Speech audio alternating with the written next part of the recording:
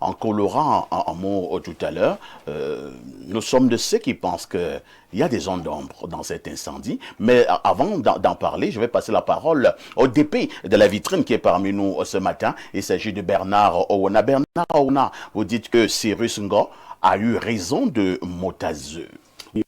Nous avons traité de cette actualité qui est très intéressante et qui trahit un certain nombre de guéguerres qui opposent les créatures du président Biya. Ici, il est question d'une lutte de clans au port autonome de Douala sur la gestion des opérations de scanning. Et vous savez, depuis 2015, il y a une société qui gère ces opérations de scanning au port autonome de Douala, c'est la société SGS. Cette société me semble être plus camerounaise que transatlantique, qui a été imposée par le secrétaire général de la présidence de la République au détriment de SGS. Et donc, SGS est une entreprise... Vous avez les éléments de preuve lorsque vous dites que imposé. Il faut aller en kiosque, vous achetez le journal 400 francs CFA.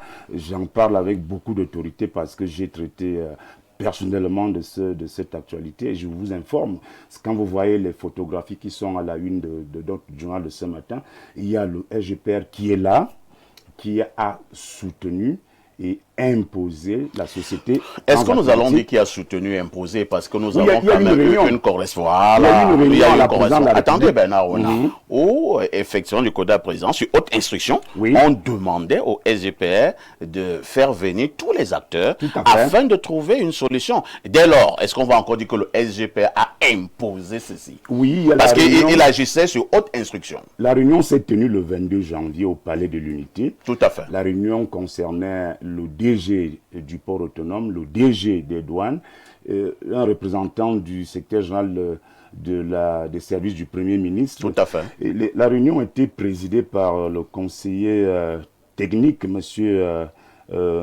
Ayem Mogé, qui est très proche de monsieur le secrétaire général de la présidence de la République. Et donc, au cours de finalement, vous avez toujours des informations tout à fait. Sur le SGPR. C'est très crédible. Vous connaissez ceux qui sont très proches de lui, ceux qui ne sont pas très proches de lui. Donc, très proches. Alors, le conseiller technique qui a présidé cette réunion n'est pas venu faire un débat avec les personnes qui ont été convoquées. Il est venu leur communiquer. Vous étiez à la réunion? J'ai eu le compte rendu de la réunion.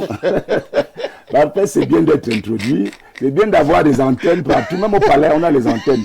Donc, le conseiller technique qui présidait cette réunion est venu dire aux directeurs généraux des douanes et du port autonome de Douala que monsieur le président de la République a décidé que... Tout à fait. Quand vous rentrez là, voilà ce qui va se passer. Vous donnez tout à Transatlantique. Il faut dire, en parlant quand même de nationaliser les choses du côté du port autonome de Douala, vous savez quand même que monsieur le DG Cyrus Ngo est quand même celui-là qui a pris le risque. Je vais parler comme au quartier, d'aller au corps à corps avec Bolloré. Lorsque vous savez ce que Bolloré a fait au niveau de certains ports en Afrique subsaharienne et même ailleurs, mais Cyrus Ngo a eu raison et aller au corps à corps contre Bolloré, malgré vents et marées, malgré le fait, comme vous le savez si bien, M. Cyrus Ngo a eu toutes les menaces du monde. Tout à fait. Il a eu toutes les offres du monde. C'est-à-dire, laissez Bolloré, voici ce que nous vous donnons. M. Cyrus Ngo, mais M. Cyrus Ngo avait dit à cette époque, le Cameroun d'abord. Tout à fait, je suis d'accord avec vous par ça. Ici, je voudrais préciser que quand nous sommes sur un plateau sérieux comme le vôtre, on doit dire des choses sérieuses.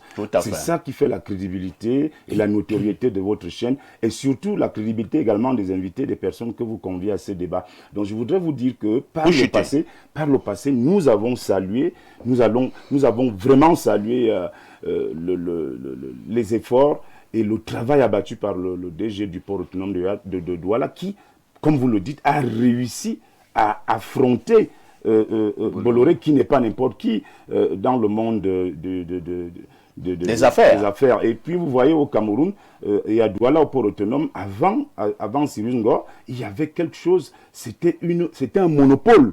C'est-à-dire Bolloré avait le monopole de cette affaire. C'était son port. C'était son port. Il a plus de 15 ports comme ça en Afrique noire au sud du Sahara qu'il gère et qu'il gérait. Donc au Cameroun, Cyrus Ngoy est venu rompre avec ce monopole de Bolloré. Mais il faut également reconnaître que cette fois-ci, il y a quand même quelque chose qui n'a pas marché. On y reviendra. On va enquêter sur ce dernier rebondissement. C'est pas facile d'enquêter au port. Pas du tout. Nous allons enquêter. D'accord. On accueille François Bayot, qui est là depuis le début de ce programme. François Bayot, bonjour. Bonjour, parfait. Bonjour à tous les copanélistes. Je suis très ravi de me retrouver